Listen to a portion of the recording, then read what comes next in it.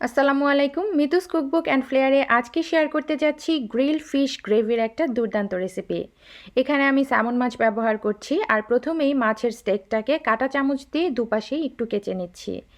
এবার অন্য একটা পাত্রে প্রথমেই নিয়ে নিচ্ছি 2 টেবিল চামচ টক দই, 2 টেবিল চামচ গ্রেট করে নেওয়া পেঁয়াজ, 1 টেবিল চামচ মাস্টার্ড সস, 1 টেবিল চামচ চিলি টমেটো সস, আধা চা চামচ মরিচ গুঁড়া, আধা চা চামচ পাপরিকা, 1 চা চামচ কাবাব মশলা, 1 চা চামচ আদা বাটা, 1 চা চামচ রসুন বাটা, আর 1 চা চামচ সয়া সস, স্বাদ অনুযায়ী লবণ।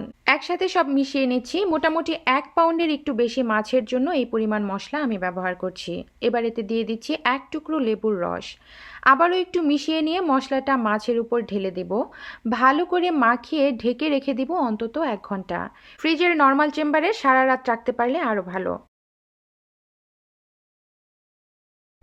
এখন একটা ফ্রাই প্যানে কিছুটা সরিষার তেল গরম করে মাছ থেকে মশলাটা ভালোভাবে ছাড়িয়ে তেলের মধ্যে উল্টে পাল্টে ভেজে নিব।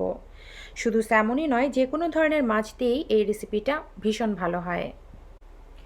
মাছটা ভাজা হয়ে গেলে তুলে রেখে একই তেলে দিয়ে দিচ্ছি মাছ মাখানো মশলাটা।